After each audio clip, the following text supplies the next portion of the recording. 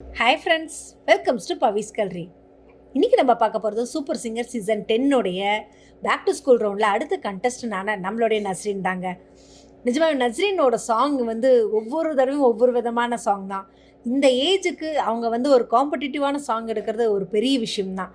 ஏன்னா அவ்வளோ சாதாரணமாக இந்த சாங்கை பாட முடியாது. பெரியவங்களாக இருக்கிறவங்களே கொஞ்சம் டஃப் அப்படின்னு யோசிக்கிற மாதிரி. ஏன்னா நம்ம ஜானகி அம்மா பாடின பாட்டு நீங்கள் கேட்டவை படத்தில் இருந்து பிள்ளை நிலா இரண்டும் வெள்ளை நிலா. நிஜமாகவே அந்த ஸ்டோரியே ஒரு டிஃப்ரெண்ட்டான ஒரு ஸ்டோரி. ஒரு அம்மா 2 பசங்களை வச்சுக்கிட்டு எப்படி காப்பாற்றுறது, கரை சேர்த்துறது அப்படின்றது ஒரு கஷ்டமான ஒரு ஸ்டோரி தான். பட் ஆனால் அந்த சாங் செம சூப்பராக பாடியிருப்பாங்க. பெரியவங்களாக இருக்க நம்மளே அந்த சாங்கை கேட்கும் போதெல்லாம் நம்ம பேரண்ட்ஸ் எல்லாம் நம்மளை வளர்க்குறதுக்கு எவ்வளோ கஷ்டப்பட்டாங்க அப்படின்றத உணர்ச்சி பூர்வமாக நமக்கே ஒரு ஃபீல் கொடுக்குற மாதிரி ஒரு சாங் தாங்க. அந்த சாங்கை ஸ்டேஜில் செம சூப்பராக அழகாக பாடினாங்க. பாடி முடித்ததுமே நம்மளுடைய ஜட்ஜஸ் கொடுத்த கமெண்ட் தான், சித்ராமா அப்படின்னு சொல்லி பிரியங்கா கேட்டதுமே, நஸ்ரீன் குட்டி சூப்பராக பாடினீங்க. ஏன்னா அந்த குட்டி பொண்ணு இந்த ஒரு சாங்கை நீ செலக்ட் பண்ணதுக்கே ஃபஸ்ட்டு ஒரு விஷ் பண்ணணும். ஏன்னா அவ்வளோ ஈஸி கிடையாது, ரொம்ப டஃப் சாங், சூப்பராக பாடியிருக்க, அழகாக பாடியிருக்க அப்படின்னாங்க.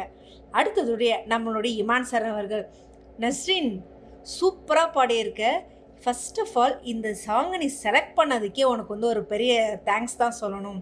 ஏன்னா பெரியவங்களே பாடுறதுக்கு ரொம்ப யோசிப்பாங்க. ஏன்னா ஒரு காம்படிட்டிவான சாங் அவ்வளோ ஈஸியாக பாட முடியாது.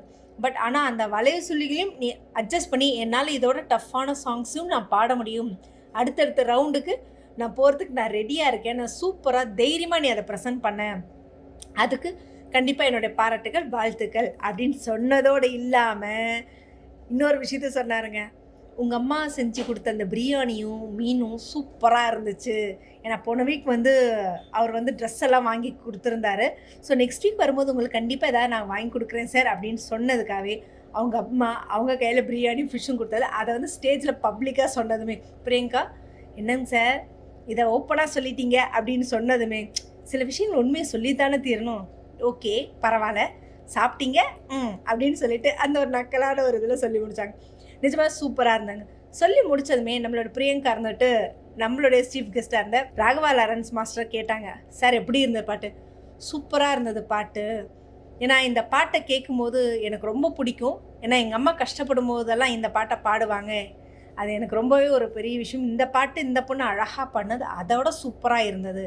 அந்த ஏவியெல்லாம் பார்த்தேன். அந்த ஃபஸ்ட்டு ஆடிஷனுக்கு ட்ரெயினில் கஷ்டப்பட்டு கூட்டிகிட்டு வந்தது, அந்த கார்ப்பரேஷன்லாம் ட்ரெஸ் மாற்றினது. ஏன்னா அந்த பொண்ணு ட்ரெயினில் அவங்க கூட்டிகிட்டு வர்றது பார்க்கும்போது எனக்கு எங்கள் அம்மா திருவெற்றியூர்லேருந்து இந்த கோடம்பாக்கமுக்கு கூட்டிகிட்டு வந்த ஞாபகம் தான். ஏன்னா அந்த கஷ்டம் போராட்டத்தை எங்கள் அம்மா எப்படி ஃபேஸ் பண்ணாங்க அப்படின்றது 2 பசங்களாக இருக்க எங்களுக்கும் அது தெரியும் அப்படின்னு சொல்லி முடித்தாங்க. அதையும் தண்ணி நஸ்ரீனை சூப்பராக பாடியிருக்கு, ரொம்ப அழகாக இருக்குது. ஆக்சுவலாக அவங்க அம்மா வந்திருக்காங்களா அப்படின்னு கேட்டதுக்கு அவங்க அம்மா அப்பா ஸ்டேஜில் வந்ததுமே, சரி உங்களுக்கு என்ன கனவு இருக்குது அப்படின்னு கேட்டேன். இப்போதைக்கு எதுவும் இல்லைங்க சார், ஆனால் பசங்க 2 பேர் குட்டீஸாக இருக்காங்க, கொஞ்சம் பெருசானதுமே நான் ஒரு டெய்லரிங் ஷாப் மாதிரி போடலான்னு தான் இருக்கேன் அப்படின்னதுக்கு நம்மளுடைய ராகவாரன்ஸ் எதையுமே பார்க்காம, அவ்வளோதானே தாராளமாக போட்டுடலாம், ஒரு பிரச்சனையுமே கிடையாது அப்படின்னு சொன்னேன்.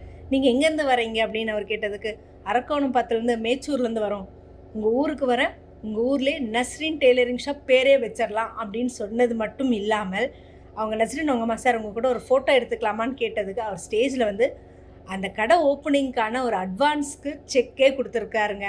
ஸோ நிஜமாகவே இந்த மாதிரி ஒரு விஷயங்கள் எல்லாம் பார்க்கும்போது எல்லாரோட லைஃப்லையும் ஏதாவது ஒரு சில இடத்துல ஏதாவது ஒரு விஷயங்கள் அவங்கள அறியாமல் அவங்களுக்கு நடக்கும் அப்படின்றதுக்கான ஒரு இதுதான். ஸோ நிஜமாக நஸ்ரீனோட பர்ஃபார்மன்ஸ் வேறு லெவல். ஏன்னா ஒரு கவர்மெண்ட் ஸ்கூல்லேருந்து ஒரு டீச்சர் 2000 ரூபா கொடுத்து ஹெல்ப் பண்ணி இங்கே கொண்டு ஒரு பொண்ணை இது பண்ணும்போது அவங்களுக்கும் டேலண்ட் இருக்குது, அவங்களாலையும் மேலே வர முடியும் அப்படின்றத ப்ரூஃப் பண்ணுறதுக்கு இதோட ஒரு பெஸ்ட் எக்ஸாம்பிள் எதுனே சொல்ல முடியாதுங்க. நிஜமாக செம சூப்பராக இருந்தது. அதையும் தாண்டி எல்லோரும் சேர்ந்து நம்மளோட மேக்கப் சார் கட்டையில் மாட்டுறதுக்கு ஒரு நச்சுன்னு ஒரு குரூப் ஃபோட்டோ ஃபேமிலியோடு சேர்ந்து எடுத்துக்கோங்கன்னு நஸ்ரீனையும் சரி அவள் தங்கச்சியும் கையில் வச்சுருந்து அவங்க அம்மா அப்பாவோட சேர்ந்து நம்மளோட ராகவா லாரன்ஸ் அவர்கள் சூப்பராக ஒரு ஃபோட்டோவை எடுத்துக்கிட்டாங்க. நிஜமாக நஸ்ரீனோட பர்ஃபார்மன்ஸ் செம்மையாக இருந்தது. நல்ல ஒரு மோட்டிவேட்டையும் தாண்டி என்னால் எதையும் ஃபேஸ் பண்ண முடியுமோ அந்த கட்ஸும் இருந்ததுங்க. ஸோ இதை பற்றின கமெண்ட் பாக்ஸில் கொடுங்க. இந்த மாதிரி இன்ட்ரெஸ்டிங்கான அப்டேட்ஸ்க்கு என்னோட சேனலை சப்ஸ்கிரைப் பண்ணிக்கோங்க, பக்கத்தில் இருக்க பெல் ஐக்கானும் கிளிக் பண்ணிக்கோங்க, நோட்டிஃபிகேஷன் மிஸ் பண்ணாமல் இருக்கிறதுக்கு.